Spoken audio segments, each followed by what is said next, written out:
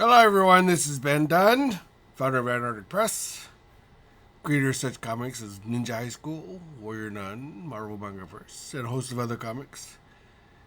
So, recently I heard that there was a proposal to reset the entire Marvel Universe. Now, this is not the first time they've done this.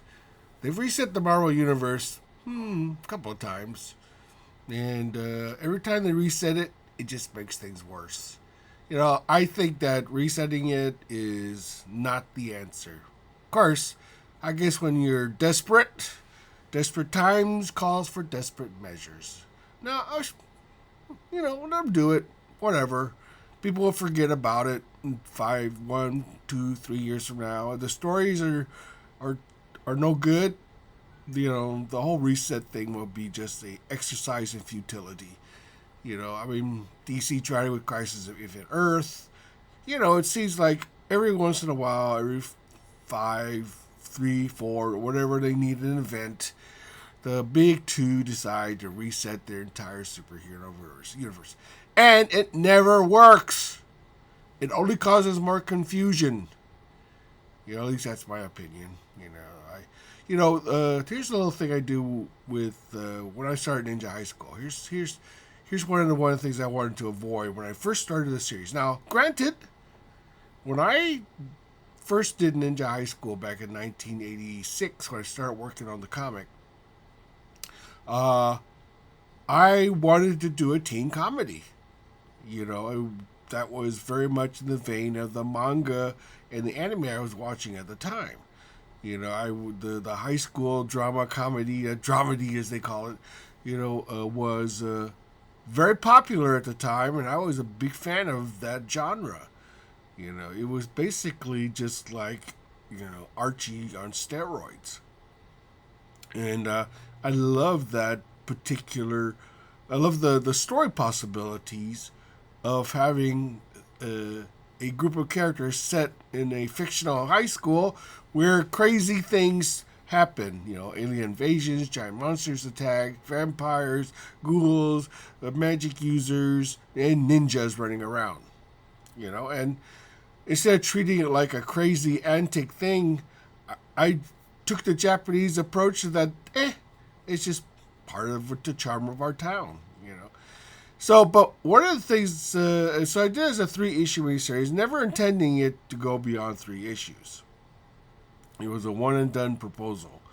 And in fact, I had already made plans to do my next series at that. But it proved to be so popular, and I loved the characters and the situations so much that I extended it beyond the regular 3-issue run. And now we're approaching issue number 200. 200 issues of Ninja High School.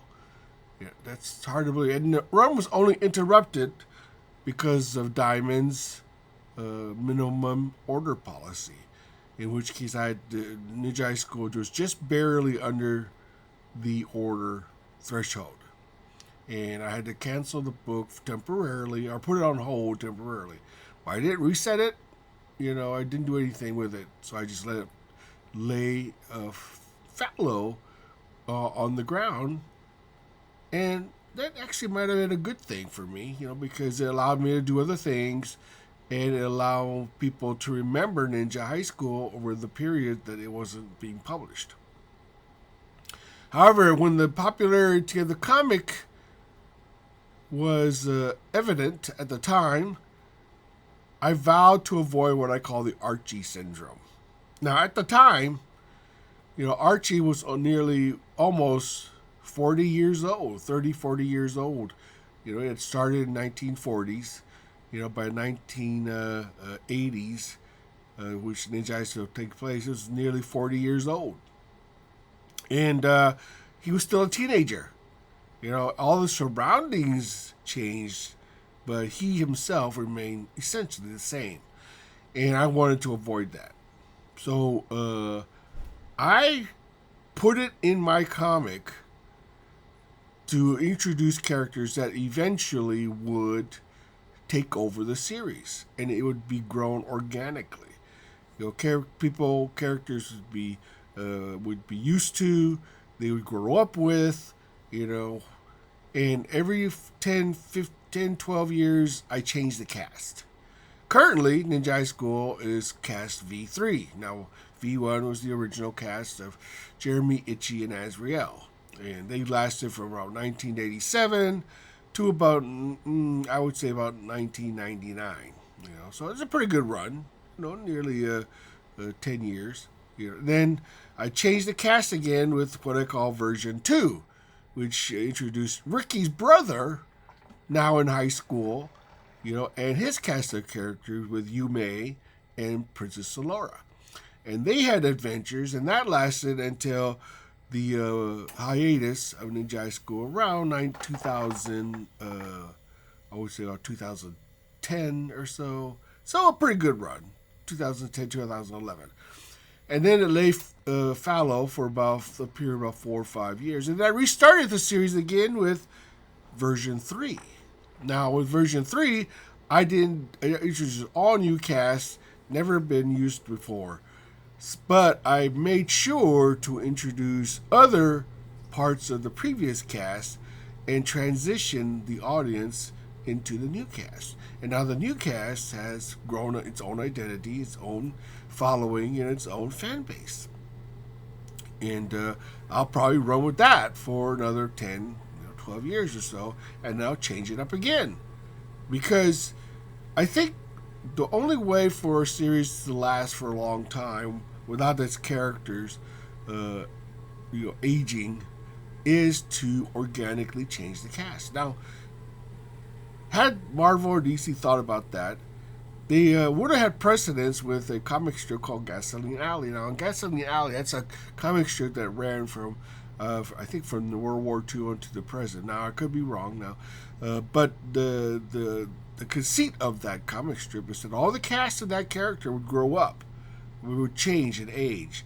The characters would age, die off. New characters would be born, take over, and that's how the comic strip survived. Now, I'm not sure if it's still running, but that was the conceit of the comic strip. And that allowed readers to grow and with the characters also as well. While introducing new characters, new readers can be introduced to and grow up with as well. Now, with superheroes, I'm sure it's quite different. People are just used to being the superheroes that they do. But imagine if the superheroes had taken that same route.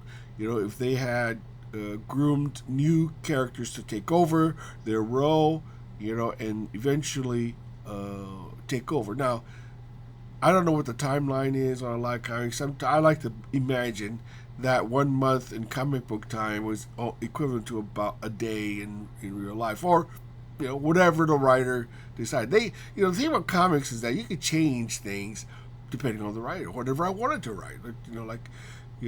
Stan Lee was famously say, I write whatever needs to be written, and that's the thing is that with comic books is that you can change that, but it has to feel organic and it has to feel like the change is necessary, and it's sort of, the transition has to feel like they're part of something, I mean, all things come to an end, and then you have a new beginning, like a phoenix rising from the ashes. Now, will reset work? Well, it'll probably bring sales initially, and as it always does, but then, if the stories are no good, people are just going to forget about it, and they'll be back to the status quo again. Is there a solution? Well, maybe. I, for one, would do a totally different approach, but that's just me. I would definitely take the last 30 years or so and just pretend it never happened. But that's just me, and I'm highly unlikely to get into the halls of power within Marvel and DC to introduce such change. Now, I did get to do the Marvel Mangaverse, which allowed me to introduce new versions of the characters, and I consider myself extremely fortunate that I was able to draw the almost entire Marvel Universe, all their major characters in manga form. and have fun with them, and it was just a great time for me because I just loved, reimagining the characters as manga characters. Now, uh, is the solution to reset the Marvel and DC universe again? I don't think so. I think what it comes down to is reach and content. When when content is good, people are going to want it. I mean, there's a lot of parallels between what's happening in the movie industry and what's happening in comics. A lot of people say, "Oh, movie theaters are dying. Comic stores are dying. Movies are woke. Comics are woke. This, that, and the other. This, that, and the other." The thing about it is that people in the entertainment industry, especially comics, tend to overreact to things. Oh, it's the end of the world. We've lost the war. I've heard this many, many, many, many, many times over the years. And yet we're still here. Yet we are still here. Will it survive in the future? I think so. As long as people want to read things on paper, comics will survive.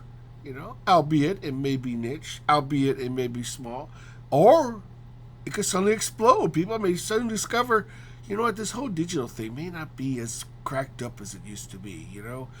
There's something about holding, sometimes the power of nostalgia, and we as human beings, until we become cybernized and robotized, where we no longer are humans anymore, tend to be very tactile. We want interaction. We want engagement. We cannot be isolated.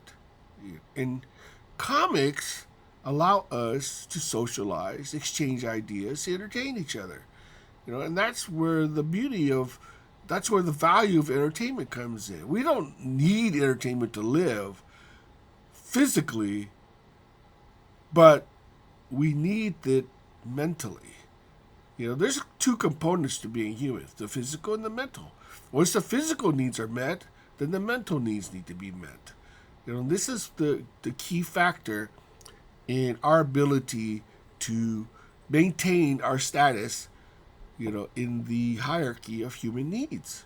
We need to be entertained. Otherwise, what are we? If you look at footage of animals, you know what most animals tend to do? They sleep, they eat, they play with each other maybe for a couple of minutes a day, if they're social animals, But what do they do every day for the whole of their lives? Eat and sleep, maybe and poop. That's probably the only other thing that they do. Eat, sleep, and poop. Eat, sleep, and poop. Eat, sleep, and... is that the existence that we want for ourselves? Well, that's what we were. And then someone suddenly became aware, that there's more to life than just eating, sleeping, and pooping. There's what am I? Why am I here? Why do I even think? What's the point of living? Why do animals even exist? If you think about it, the whole of the universe could be lifeless, and it wouldn't make any difference because it would be lifeless. But there is life, and there's intelligence. We as creatures of God, or whatever being or whatever circumstance created us, are what we are. We want to be entertained. We want to exchange ideas. We want to improve our lives. We want to improve the lives of our loved ones. We want to see our friends succeed. We want to see people that we admire, succeed. We want our friends to succeed. Or at least I hope so. There may be some out there who don't feel that way. That's fine. They have the right to do that if they want. If that's what gives them pleasure, let's let them do it. As long as they're not harming anyone, go to town. But, always things come back. I always believe in karma. You know, you live by the sword, you die by the sword, so type of thing. So be warned, the path you take may not be the path you want. But anyway, that's just enough rambling on. I just want to just give you my 2 cents on the so-called reset of the Marvel universe that's being proposed, you know, and the reset of the industry. Well, the industry reset. What does he mean by that? You know, that's a whole other topic I may get into later. But for now, this has been done. Hope you like what you've heard. Please like and subscribe. Until next time, this has been done signing off.